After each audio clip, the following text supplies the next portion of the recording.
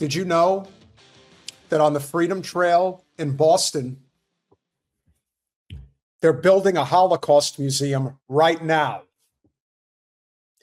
It broke ground in the spring of 2025. Really makes you wonder when they decided to start putting this together. Holocaust Museum Boston, which opens in late 2026, arrives at a trying time for the Jewish community. Northeastern grads Todd Rutterman and Jody Kipnis explained how their museum bridges the past and present in new ways.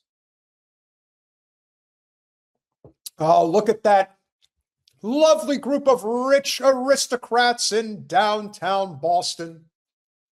Hey, it's Paul Revere's building. Oh, and there's the Holocaust Museum.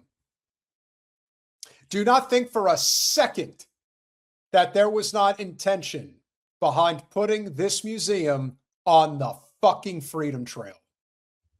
Now, when you get your Freedom Trail tour, you're going to be required to enter and view the Holocaust Museum. Well, no more guided tours. Just do it yourself. When Todd Rutterman and Jody Kipnis visited the Auschwitz concentration camp in 2018, they didn't know it would lead them to build New England's first Holocaust museum. Bullshit. But 8 years later, the seed planted by that life-changing experience is bearing fruit. Holocaust Museum Boston, opened in late 2026, aims to bring a different approach to Holocaust education to visitors who step through its doors, bridging the tragedy of the past with the anxieties of the present to effect change. Ain't that charming? You used to go to these museums and be like, wow, that was horrible. That happened in the past. It'll never happen again. What we're saying is not only can it happen again, it will happen again if we don't change and do something differently. Oh, so effectively what they're telling you is we are committing genocide right now, and perhaps people might do the same to us, and we need to be prepared. So let's remind people of why we are allowed to do whatever we want. Why else would they be doing this right now? It doesn't really make sense now, does it, folks? Let's keep going. For Rutterman and Kipnis, the museum, which Rutterman said is the most advanced Holocaust education museum to date, is an intensely personal project. Both grew up in Greater Boston, raised their families there, and have been active in the city's Jewish community as members and full-on rapists, philanthropists. That's a shout out to Charlie Day. Rutterman and Kipnis graduated from Northeastern, where Rutterman is still active as a donor and supporter of the university's Students in Jewish Studies program, because of course that's very important for you to finance, before going on to work in real estate and the dental field, respectively. But it wasn't until the trip to Poland in 2018 and they started to understand the extent of the Holocaust history. Yeah, sure.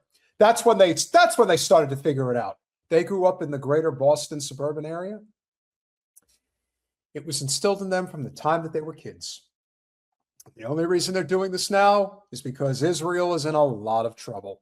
So naturally, the rich Zio scum that live in New England, and there are plenty of them, it's not just New York, Miami, Chicago, and LA, and San Francisco. New England, huge Zio population. Rutterman, Kipnis, and their longtime friend and Holocaust survivor David Schachter, who recently passed, visited several concentration camps and Holocaust-related sites, including the former Warsaw Ghetto. They stood on the grounds of Auschwitz, where their friend had spent several horrific years of his life. When they left Poland, David stood up on the bus with everybody who was going back to the airport and said, "Now you've seen this. You've heard my story. What are you going to do about it?" We kind of took it to heart, and on the plane ride back, we planned to do something. Planned to do something, huh? Oh, they did. They did something, all right. How can we make money off this? Because again, why not just be a total walking, talking stereotype of the highest order? Oh, don't they look lovely? Let's keep going. Together, Ruderman and Kipnis established the Holocaust Legacy Foundation and the Holocaust Legacy Fellowship.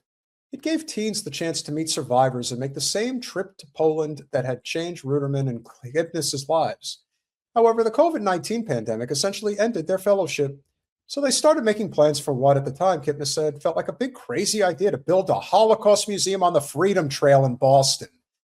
For Ruderman, the idea cut to the heart of what he wanted to do, make the biggest and broadest impact possible. Yes, absolutely, because, what better way to make an impact than to spend tens of millions, if not $100 million plus to build another museum? Because there isn't enough of them in this country or around the world. Why don't you build a museum in downtown Boston for all of the Minutemen that fought the Redcoats and allowed the revolution to come forward? We don't have one of those in Boston, even though Boston is an amazing city for history. The state of Massachusetts is an amazing city for history. But I would think that would make a lot more sense. But nope. Let's have another Holocaust museum and let's put it where everyone walks through the city when they come to visit. For Ruderman, the idea cut to the heart of what he wanted to do. A fellowship, I thought, was our lifetime would affect it in the hundreds. With a museum, we could bring 100,000 people through there over a year. Oh, yes. Ruderman and Kipnis embarked on a national and international tour of Holocaust memorials and museums so that they can get the special sauce all put together to figure out exactly what's missing. Because why not?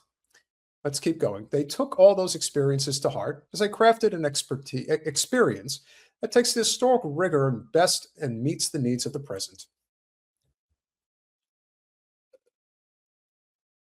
We didn't want to build a typical museum that read like an encyclopedia with words on the wall.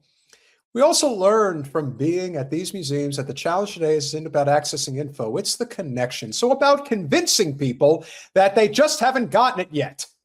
Hold on, let's show that picture. Do you have any fucking idea how much that building's going to cost? This is, let me count it, 1, 2, 3, 4, 5. That's 5 floors. This is on the Freedom Trail in downtown Boston. That appears to me to be at least probably 25,000 square foot property. When I tell you that this is in the tens of millions of dollars, maybe the hundreds, that's what you're looking at. Where do you think that money's coming from? A chunk of it's going to be privately funded, absolutely. But this is going to require the Boston taxpayers to pay this shit off. That's where it's going to come from in many respects. When you control the city council, you get what you want. You get the money where you want it to go. And in this case, it's going to go to this. Let's keep going. So I believe that's it. And so why do I bring this up? I bring it up because I want people to see exactly what happens when you have those that choose to profit off of tragedy. And this is common, and we've seen this a lot. Colin, I need the article of Joseph Hirt, please. And Ash, I see you. As soon as we finish up on this, I'll bring you right in. The problem that we have here isn't that people shouldn't have these opportunities for memorials and whatnot. The problem we have here is that there are people who want to profit off of tragedy. And that's the problem. And this is an example of tragedy in the worst way possible. Man who claimed to have escaped Auschwitz admits he lied for years. Joseph Hirt said he fabricated the story of being sent to camp and meeting Nazi doctor Joseph Mengele to keep memories alive about history of the Holocaust. One of the things that guest Norman Finkelstein has said time and again when he's been on here is that when it came to the profiteering off of the Second World War, in particular off the Holocaust, is that there were many people who were in Auschwitz who had the tattoo and had it removed. And then there were those who were not there who had it put on. So, a Pennsylvania man who claimed for years to have escaped Auschwitz met track and field star Jesse Owens and Nazi doctor Joseph Mengele confessed on Friday that he fabricated the entire story. I am writing today to apologize publicly for harm caused to anyone because of my inserting myself into the descriptions of life in Auschwitz. I was not a prisoner there. I did not intend to lessen or overshadow the events which truly happened there by falsely claiming to have been personally involved. I was wrong. I asked for forgiveness. I determined at that moment to do everything in my power to prevent the loss of the truth about wartime life and death in Auschwitz. So, in other words, you became another war profiteer, which is something that we find all too common these days. For years, Hirt gave public speeches about his experiences in the Second World War, including his Jewish family's flight from Poland to Belgrade. But he also told people that he was arrested by the Nazis, sent to the concentration camp at Auschwitz, and met Mengele, the SS physician who tortured prisoners of the concentration camp and escaped to Argentina. Don't forget that. Hirt claimed to have escaped under an electric fence at the camp. He added an extraordinary prologue and epilogue to the story, saying that he saw Adolf Hitler turn his back on Jesse Owens at the 1936 Olympics. Boy, he's just full of stories, isn't he? And then he met Eleanor Roosevelt and Owens after his arrival in the U.S. In his letter, Hirt said that he realized it wasn't about me. Are you sure about that? And that he was motivated to lie by his fears that the history and horrors of the camp would be forgotten. He said that he was shocked to find that Auschwitz, now a museum and memorial, had become a clean and polished tourist destination where visitors laughed and joked about propaganda. Flagrant denial and ignorance of the truth made me determined to keep memories alive. I used poor judgment and faulty reasoning, risking a sullying of the truth I was trying to share. You made a lot of money along the way. Earlier this year, New York history teacher Andrew Reed became suspicious of Hirt's story and wrote a refutation of many of Hirt's points. The names of concentration camp victims and survivors are publicly available, and there is no record of Hirt at Auschwitz or elsewhere. Hirt admitted in his letter that he had tattooed the camp number on Auschwitz survivor Primo Levi, the acclaimed author and chemist, on his left forearm. So again, just as Norman Finkelstein said multiple times on our channel, as he also said with Candace Owens,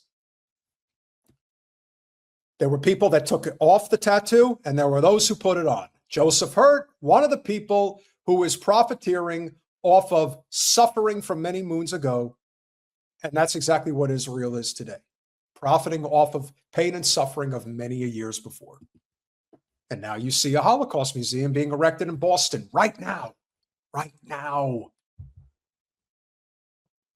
Reed also found that Hirt's escape story did not fit with camp records. That Mengele did not arrive at the camp until after the alleged escape, and other lies, errors, and far-fetched claims in Hirt's account. He was a 6-year-old Polish boy and extraordinarily unlikely to be anywhere near Hitler at the Olympics.